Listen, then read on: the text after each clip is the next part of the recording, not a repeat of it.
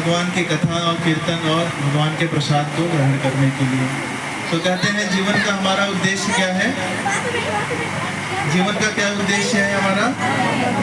भगवान की कथा का श्रवण करना, भगवान के नाम का जप करना और भगवान का महाप्रसाद ग्रहण करना। हरि बोल। बच्चे कृपया करके शांत रहें।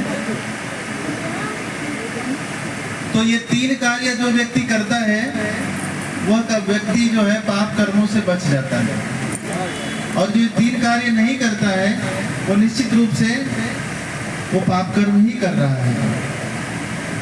तो ऐसा देखा जाए तो सत्संग में आने वाले व्यक्तियों की संख्या बहुत कम होती है। क्यों? क्योंकि जब तक भगवान की कृपा नहीं होती है कोई व्यक्ति सत्संग में नहीं आ सकता। और कहते हैं भगवान की कृपा होती है तो सत्संग में आता है, और सत्संग में आते आते फिर उसके जो पाप कर्म होते हैं वो अपने आप निवृत्त हो जाता है।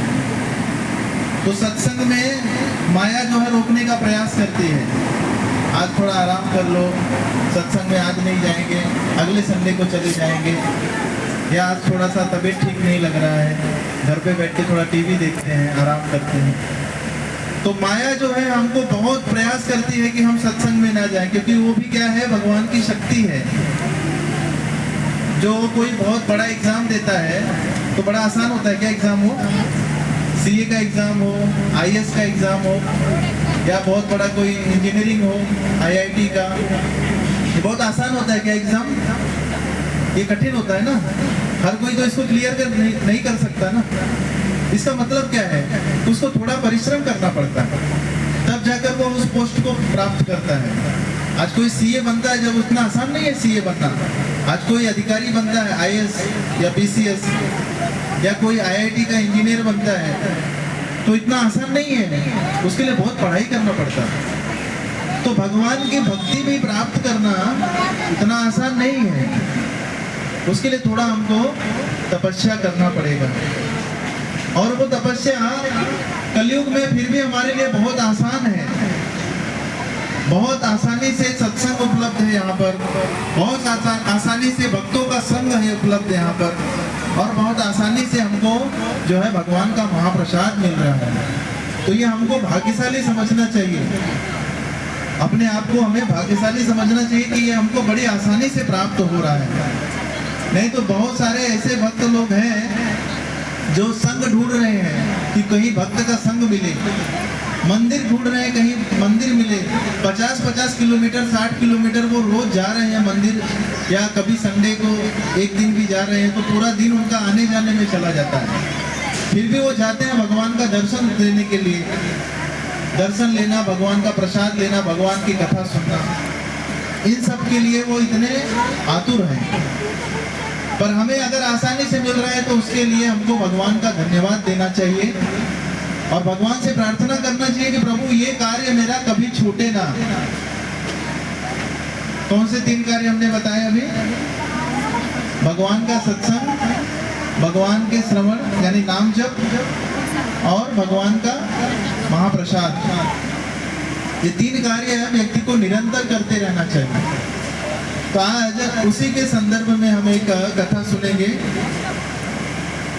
महाराज पृथु, आप सभी जानते हैं महाराज पृथु जो है बहुत प्रतापी राजा हुए और भगवान के शुद्ध भक्त हुए।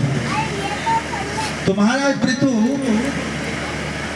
जिन्होंने अपने राज्य में इतना उनका शक्ति था कि उनके राज्य में कोई चोर उचक्का तो हो ही नहीं सकता था, और सब लोग धार्मिक थे। महाराज पृथु ऐसे थे कि जो उनके राज्य में पाप कर्म करता था उसको दंड देते थे, और जो पुण्य कर्म करता था उसको अवार्ड देते थे, उसको सम्मान देते थे। या धार्मिक कार्य को जो करता था, भगवान की भक्ति करता था, ऐसे तो उनके राज्य में सारे भगवान के भक्त ही थे।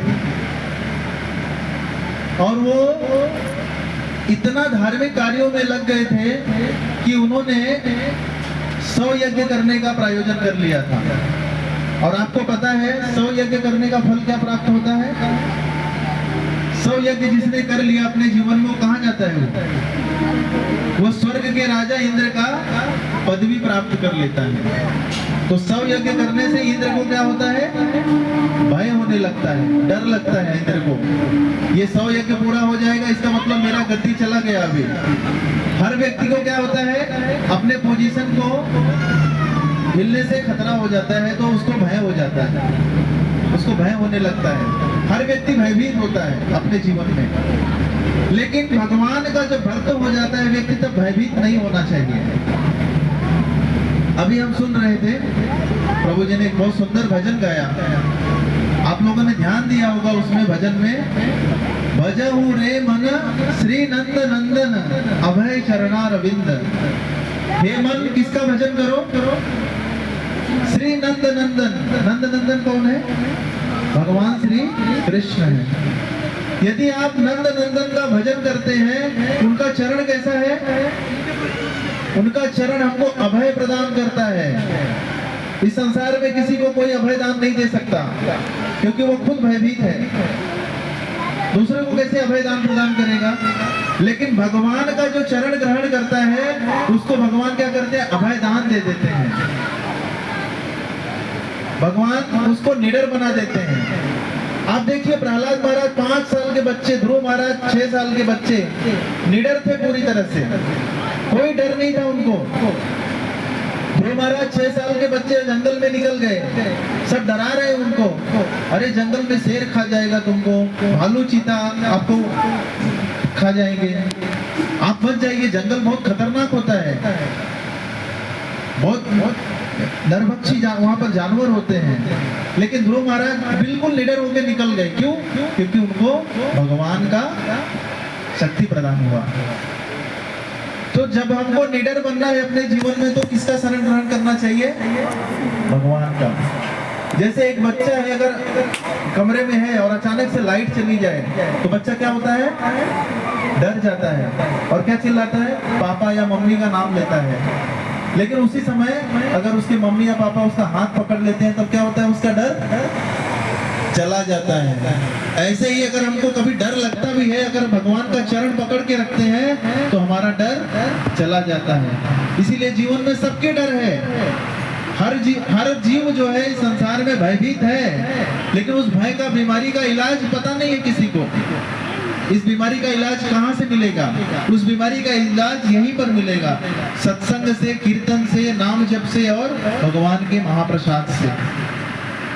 तो निश्चित रूप से भगवान हमको पकड़ के रखेंगे, हमको कहीं डर नहीं होने देंगे। तो महाराज पृथु 99 यज्ञ कर चुके थे और अभी 100वां यज्ञ करने वाले थे। जब 100वां यज्ञ करने वाले थे, तो इंद्र को लगा कि अब तो 100 यज्ञ पूरा होगा तो मेरा गद्दी तो गया। और इंद्र क्या किए?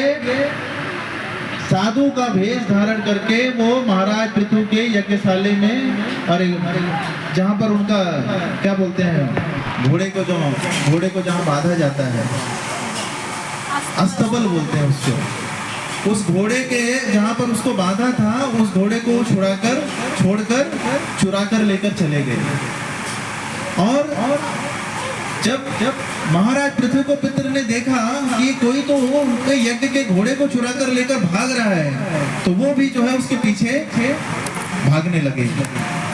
लेकिन जब थोड़ी दूर जाने के पश्चात उन्होंने देखा कि ये तो कोई साधु के वेश में है, साधु के वेश में है, तो वो फिर उसके ऊपर वार नहीं किए और वापस चले आ रहे थे। तो सब लोगों ने कहा, अरे ये साधु नहीं है, ये कौन है? ये इंद्र है, साधु के वेश में। उसको छोड़ना नहीं चाहिए था, पकड़ लेना चाहिए था। देखिए, साधुओं का सम्मान वस्त्र से भी, लोग साधु अगर कोई वस्त्र पहना है, भले ही असाधु है, लेकिन उसको सम्मान देते थे।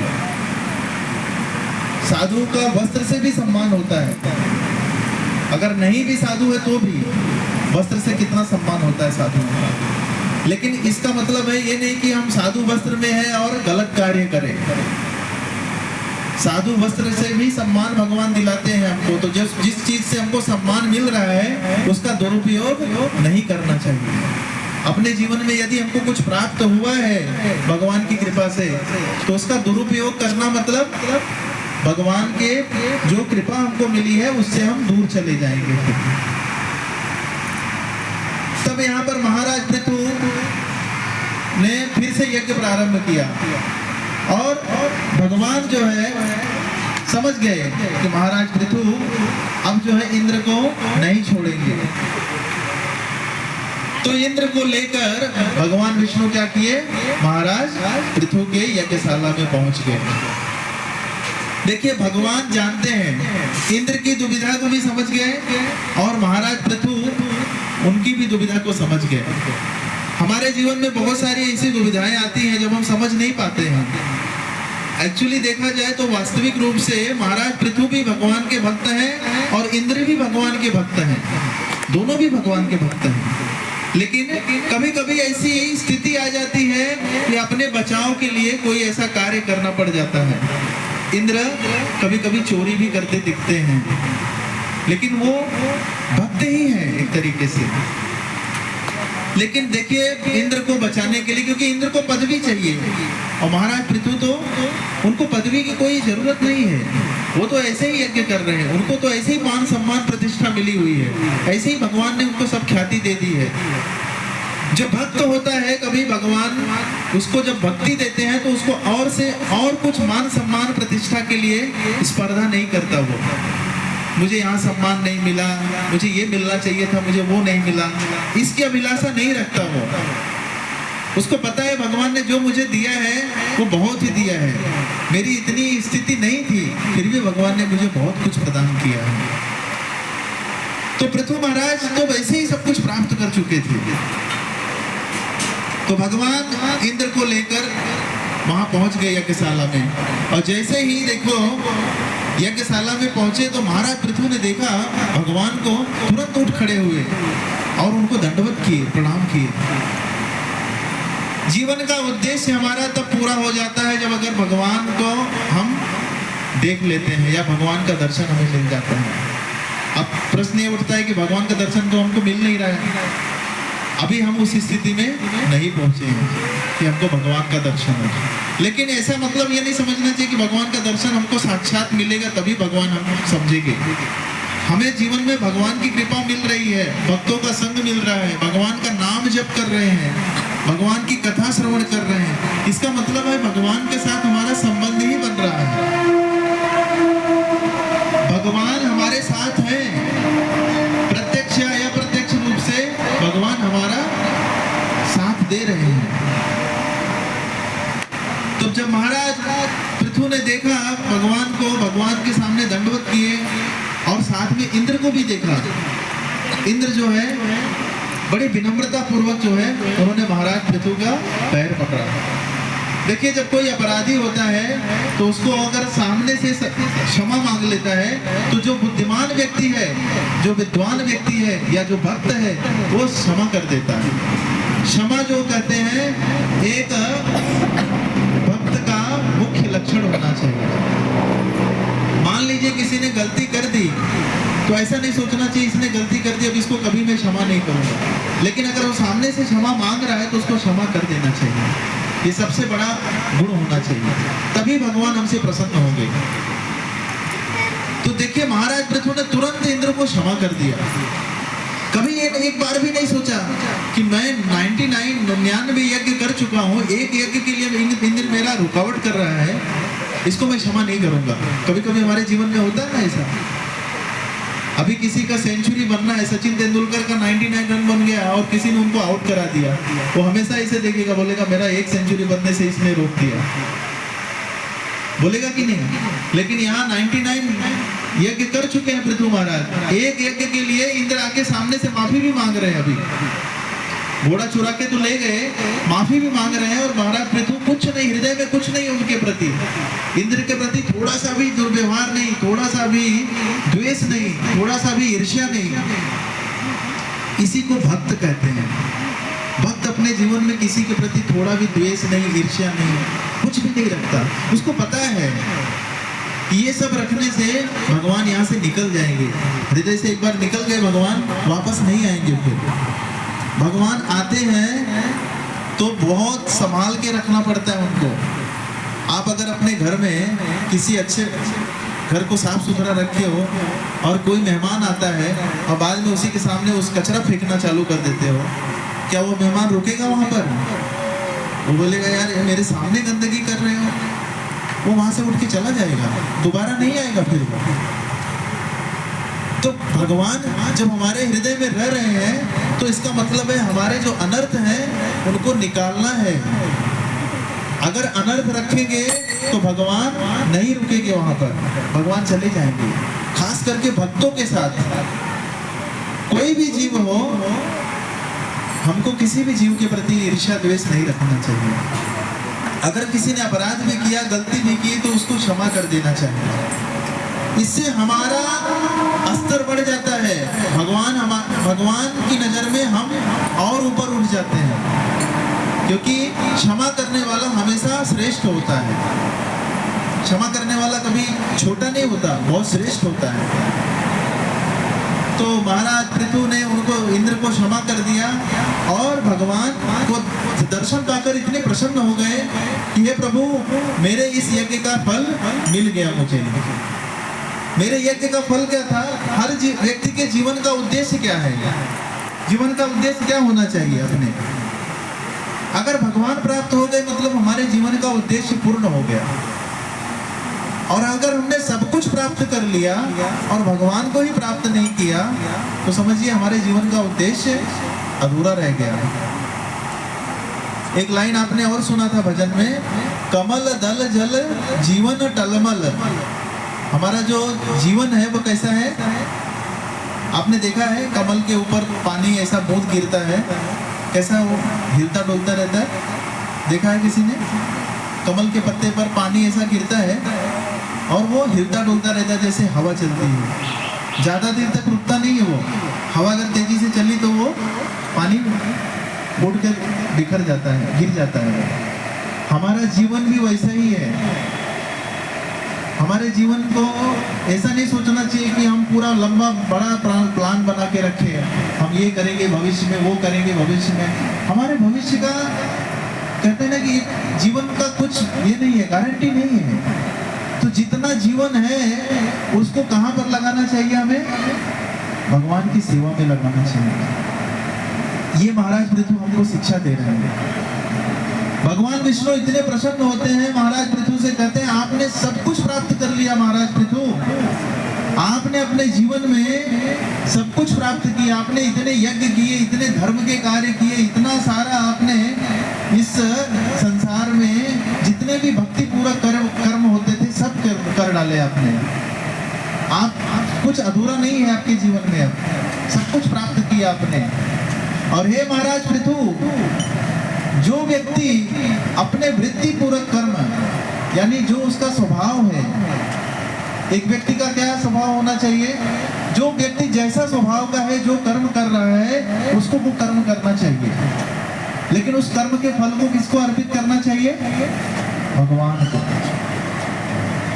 हमें हमारे वर्ण और आश्रम के अनुसार, चूंकि अब वर्ण और आश्रम कलयुग में समाप्त हो चुका है, लेकिन हर व्यक्ति फिर भी कर्म कर रहा है। कोई व्यक्ति बहुत बड़ा पोजीशन पे कार्य कर रहा है, कोई छोटा काम कर रहा है। तो हर व्यक्ति अपने साइकोफिजिकल नेचर के हिसाब से, जैसा उसका स्वभाव है, जैसी उसकी प्रवृत्ति है, उसके हिसाब से वो कार्य कर रहा है। उसको वैसे कार्य करते रहना चाहिए, लेकिन उस कर्म फल को भगवान को समर्पित कर देना चाहिए। चाहे वो ब्राह्मण है, क्षत्रिय है, शूद्र है या वैश्य है। भगवान खुद कहते हैं भगवत गीता में, चातुर्वर्ण मया सृष्टम गुणा कर्म विभाग स।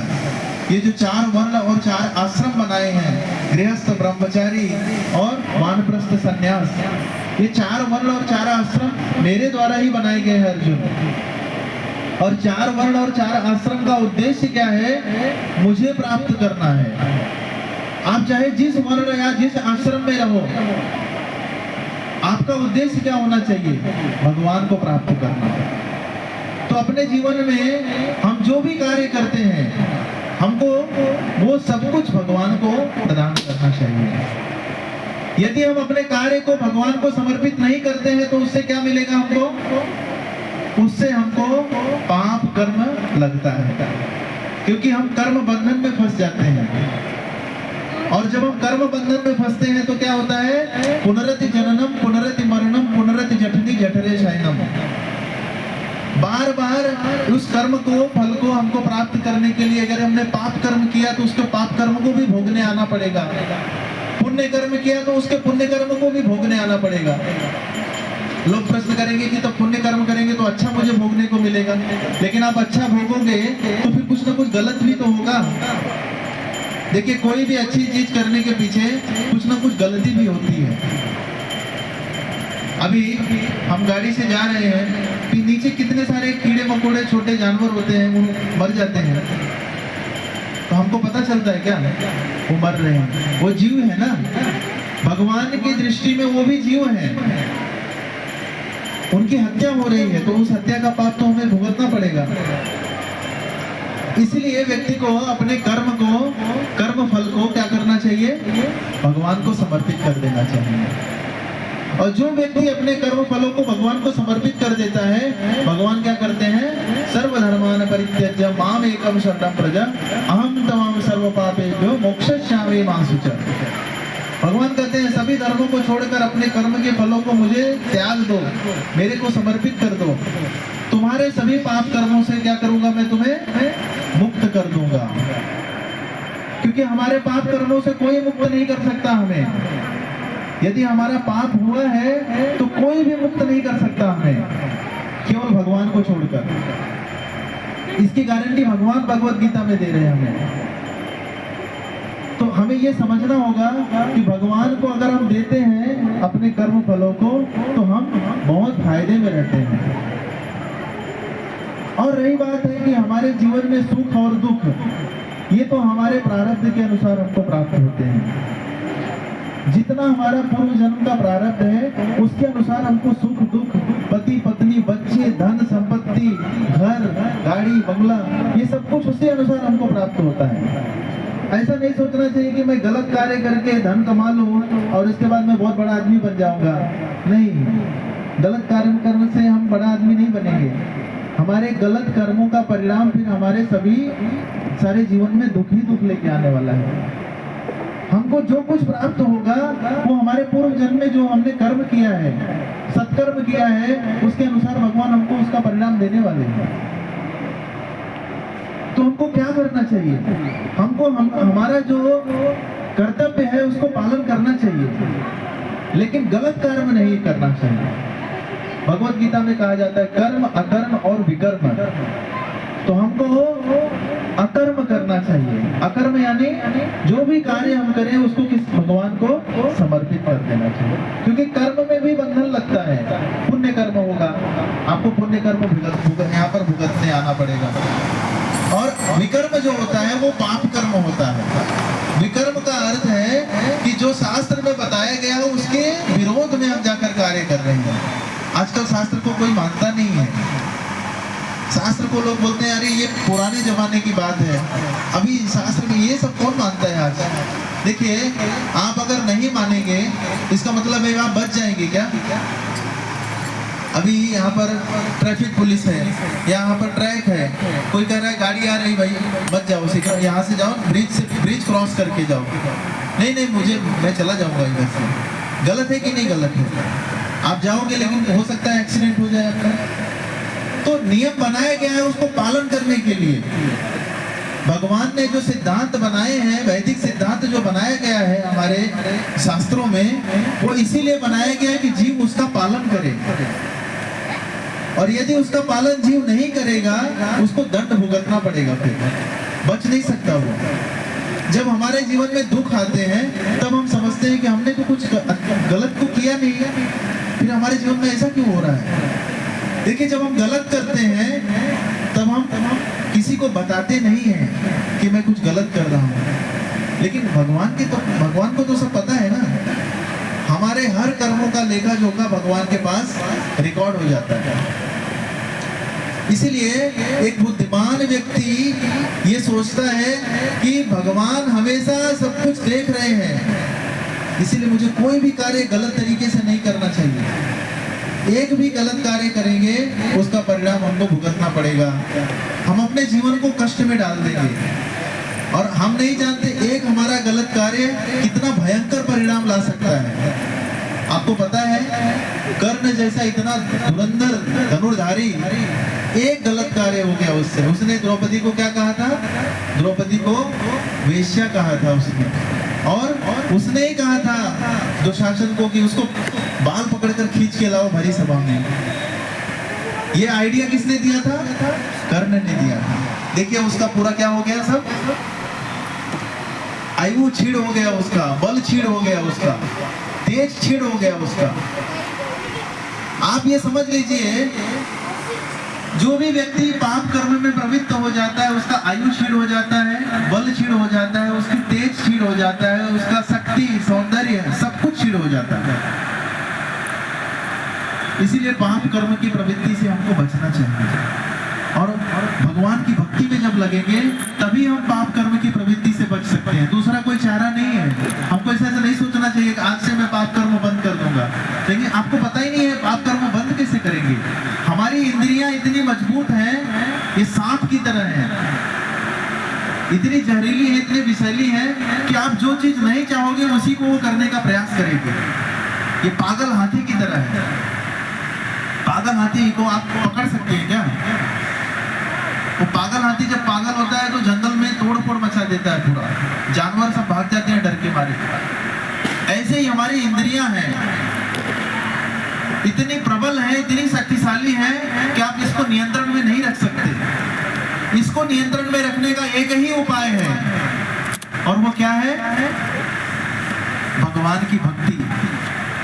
यदि हम भगवान की भक्ति स्वीकार करते हैं, हमारी इंद्रियां अपने आप ऋषि के न ऋषिकेश, हमारी जो इंद्रियां हैं अगर भगवान की सेवा में लगती हैं तो अपने आप शुद्ध हो जाएंगी। तो शुद्ध करने का तरीका यही है। कोई व्यक्ति अगर गंदगी में गिर गया है तो उसको शुद्ध करने का तरीका क्या है? उसको स्नान करना पड़ेगा, साबुन से नहाना होगा, तब जाके वो शुद्ध होगा। तो हमको निरंतर सत्संग में, भगवान के नाम जप में, भगवान के कीर्तन में, भगवान की कथा में, भगवान के प्रसाद में थोड़ा रुचि उत्पन्न करना होगा।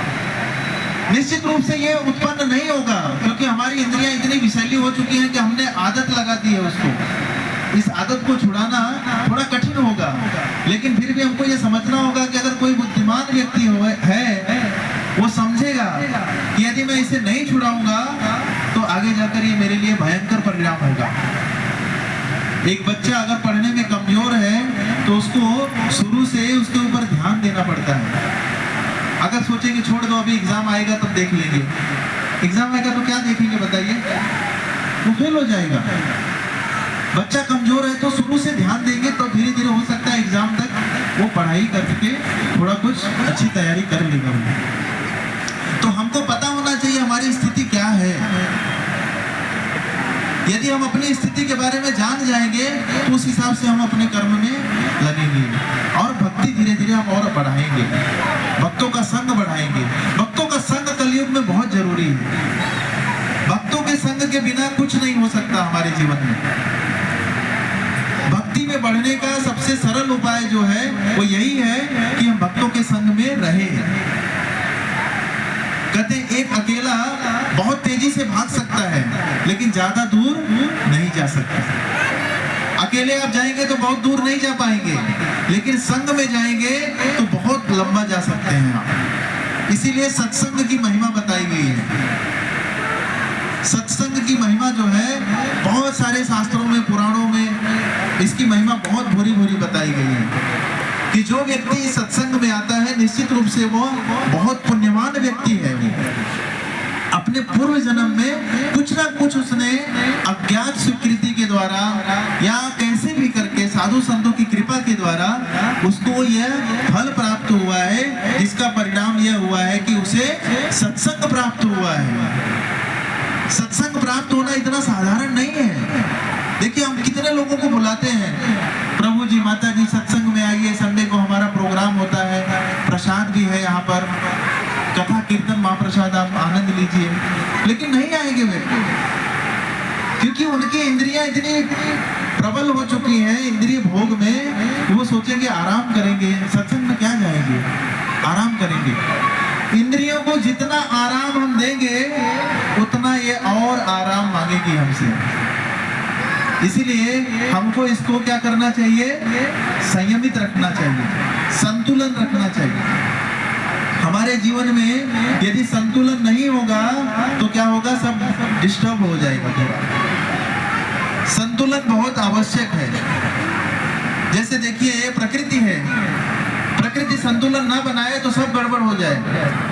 समुद्र है, आकाश है, सूर्य है, चंद्रमा है, ये सब कैसे है, ये सब प्रकृति संतुलन बनाए हुए हैं सब। अभी धूप इतना अचानक से इतना तेज हो जाए हम सहन नहीं कर पाएंगे,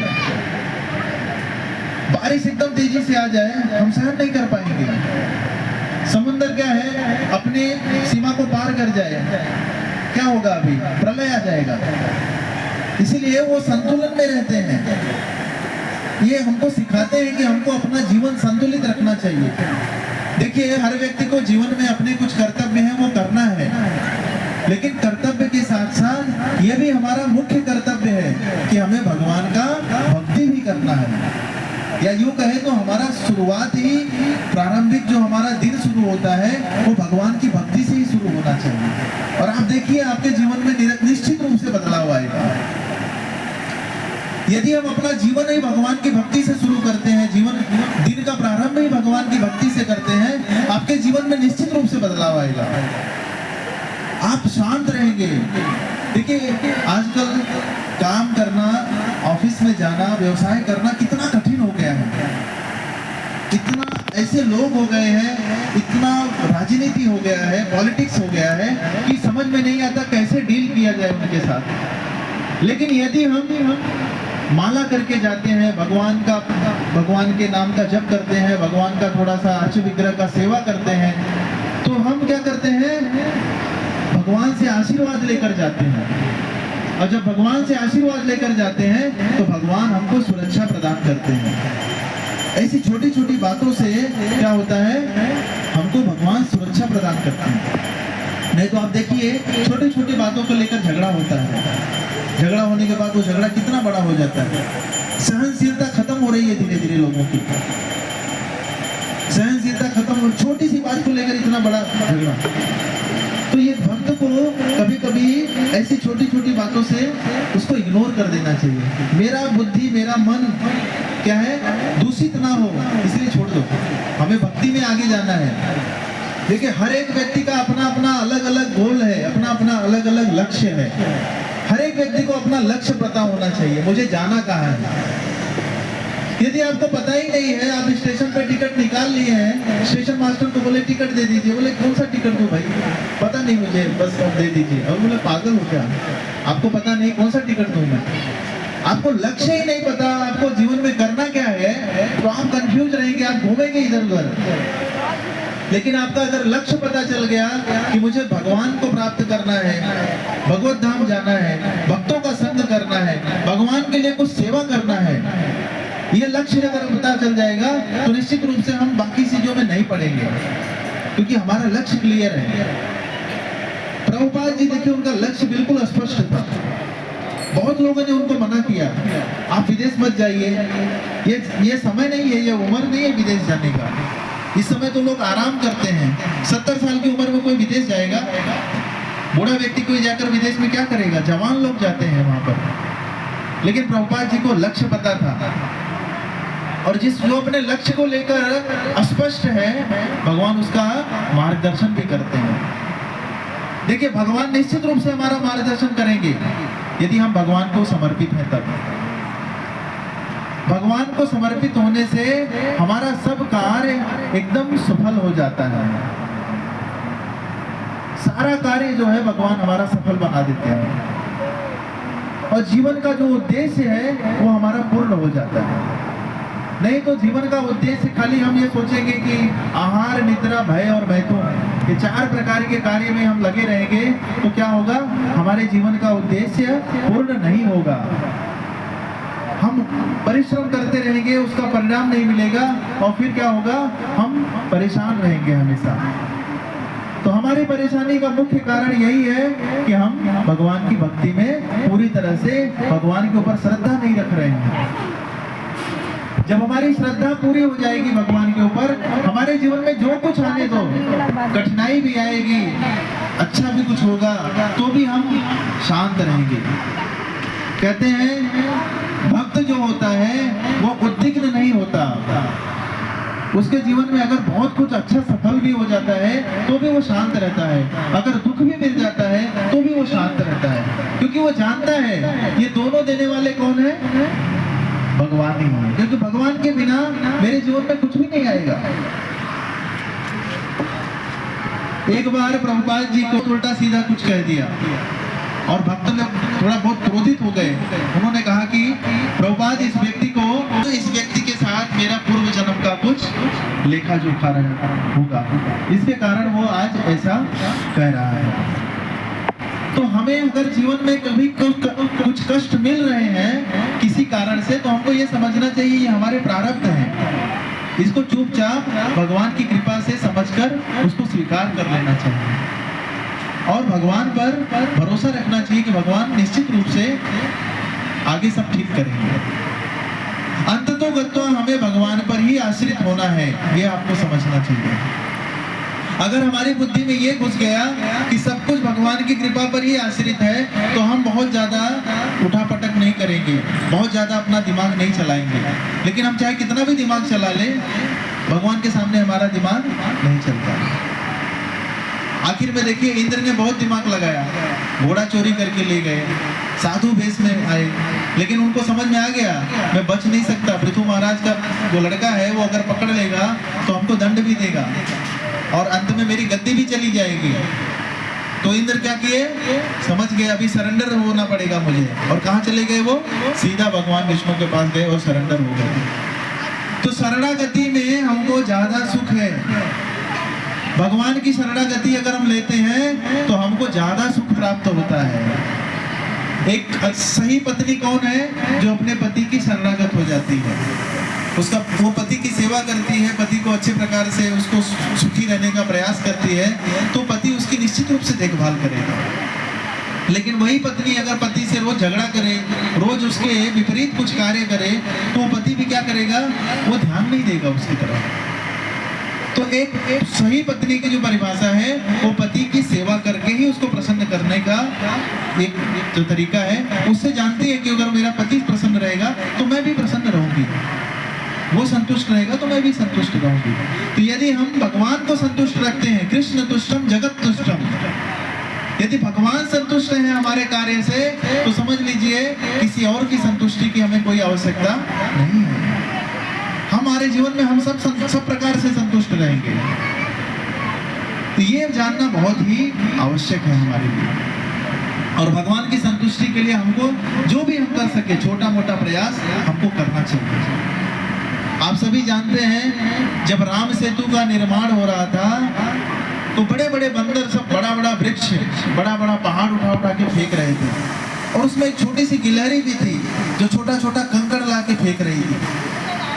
तो हनुमान जी ने उसको डांट दिया, बोले तुम साइड हो जाओ। अरे इतना बड़ा बड़ा पत्थर हम उठा के ला रहे हैं, तुम इतना छोटा कंकड़ उठा के ला रही हो, क्या मतलब है तुम्हारा इस कंकड़ का? और अभी ये पत्थर कहीं गिर गया तो तुम हरी बोल हो जाओगी,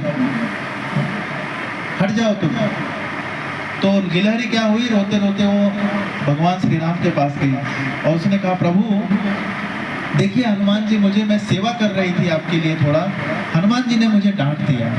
उन्होंने कहा तुम्हारी छोटे छोटे कंकड़ से क्या मिलने वाला है, हम इतनी बड़ी बड़ी सेवा कर रहे हैं, इतना बड़ा बड़ा पत्थर ला रहे हैं, तुम छोटा सा कंकड़ डाल के क्या सेवा कर रही हो, डिस्टर्ब कर रही हो हमें। तो प्रभु श्री राम ने हनुमान जी को बुलाया, बोले हनुमान जितनी बड़ी सेवा आप कर रहे हो मेरे लिए, उतनी ही बड़ी सेवा ये गिलहरी भी कर रही है। देखिए उस गिलहरी की क्षमता जो है, उस क्षमता के अनुसार वो पत्थर उठा रही है, और आप अपनी क्षमता के अनुसार पत्थर उठा रहे हो। लेकिन दोनों का जो सेवा करने का भाव है वो क्या है? एक ही है। तो मेरे लिए गिलहरी और आप में, दोनों में कोई अंतर नहीं है। सेवा भाव मेरे लिए प्रभावशाली है। दोनों का भाव क्या है? और इस प्रकार से उन्होंने कहा हनुमान गिलहरी से क्षमा मांगो, क्योंकि तुम दोनों मेरे लिए एक जैसे हो। तो भगवान जी ने गिलहरी से क्षमा मांगा। तो कहने का तात्पर्य क्या है, हमारी जो सेवा है हम चाहे छोटी करें या बड़ी करें, हमको ये नहीं सोचना चाहिए मैं तो बहुत छोटा सेवा कर रहा हूँ, मैं इससे अच्छा मैं नहीं करता हूँ, ऐसा नहीं सोचना चाहिए। जो भी सेवा हम भगवान के लिए कर सकते हैं करना चाहिए। भगवान स्वयं भगवत गीता में कहते हैं, पत्रम पुष्पम फलम दोयम यो में भक्त्या प्ररक्षति। पत्र यानी पत्ता, फूल, जल और फल अगर कोई मुझे प्रेम से अर्पण करता है मैं स्वीकार कर लेता हूँ। भगवान के पास सब कुछ है, भगवान के पास तीनों लोगों का जो भोग है सब प्राप्त है उनको। भगवान पूर्ण है, उनसे उनको हम कुछ नहीं दे सकते। आपको क्या लगता है हम भगवान को कुछ देंगे तो भगवान अच्छा हुआ चलो हमको कुछ मिल गया? नहीं, सब कुछ वो हमको दे रहे हैं, सब कुछ उनसे हमको प्राप्त हो रहा है। ये हवा है, पानी है, जो भी कुछ है सब कुछ भगवान हमको फ्री में दे रहे हैं, फिर भी हम उसको कुछ नहीं दे रहे हैं भगवान को उसके लिए। तो इसीलिए भगवान को कुछ हमको स्वेच्छा से देना चाहिए, और जो व्यक्ति स्वेच्छा से भगवान को देता है भगवान प्रसन्न हो जाते हैं, और उसको देने से क्या होता है और अधिक हमको प्राप्त होता है। कहते हैं वो बुद्धिमान व्यक्ति है जो भगवान को कुछ देता है, क्योंकि उसको पता है कि भगवान को अगर मैं कुछ दे रहा हूँ तो निश्चित रूप से वो मेरा सबसे बड़ा इन्वेस्टमेंट है, उससे बड़ा कोई इन्वेस्टमेंट नहीं है। ये सोच के नहीं देना चाहिए कि मैं आज दे रहा हूँ भगवान को तो कल हमको देंगे। निश्चित रूप से जब हम देंगे भगवान को तो कल को हमको अपने आप भगवान वो देने वाले हैं। जब हमारी आवश्यकता होगी तो भगवान हमको वो प्रदान करेंगे। एक बार एक व्यक्ति ने कथा का आयोजन किया और उसने कहा कि आज एक साधु को कहा कि प्रभु हमारे यहाँ पर आप महाराज कथा कीजिए। तो उन्होंने कहा कथा कितनी देर करना है? तो उन्होंने कहा कि आप जितना देर चाहे तब तक कीजिए, जब तक मैं आपको कथा के लिए ना कहूँ तब तक आप करते रहिए। तो साधु संत को लगा कि बहुत बड़ा भक्त है भगवान का, मतलब इतना कथा प्रेमी है वो। तो साधु ने कहा ठीक है। कथा प्रारंभ हो गई, अब 1 घंटे चली, 2 घंटे चली, 3 घंटे चली। तो साधु सोच रहे हैं कि भाई अभी कथा तो बहुत लंबा चल रहा है, अभी बंद होना चाहिए। तो बंद नहीं हो रहा है क्योंकि वो व्यक्ति ना नहीं बोल रहा है। उसने कहा था कि जब मैं ना बोलूंगा तब कथा बंद करना। तो उन्होंने साधु ने ध्यान से देखा कि व्यक्ति सुन रहा है कि क्या कर रहा है। तो देखा कि वो सो रहा है व्यक्ति। अब ये और जोर जोर से कथा करने लगे कि कम से कम उसके कान में जाए तो उठ जाए। अब वो एकदम पूरा जब पूरी गहरी निद्रा में सो रहा है तो उसको कथा कहाँ से कान में जाएगी। ये बेचारे एकदम थक गए कथा करते करते, भूख प्यास लग गई इनको। 4 घंटा हो गया और जोर जोर से कथा कर रहे हैं कि किसी तरह से जो है उनके कान में आवाज चली जाए। लेकिन वो व्यक्ति क्या है, पूरी तरह से घोर निद्रा में, योग निद्रा में चला गया है। तो कभी कभी हमको ऐसा लगता है कि कथा ज्यादा होने लगती है तो हमको क्या होने लगता है, परेशानी होने लगती है। लेकिन जो सोते हैं उनके लिए कोई डिस्टरबेंस नहीं है। उनके लिए आप चाहे लंबी कथा करो या छोटी कथा करो, सब एक बराबर है। तो कथा का उद्देश्य क्या होना चाहिए, जब भी हम कथा में आए तो हमको पूरी श्रद्धा के साथ, पूरी चेतना के साथ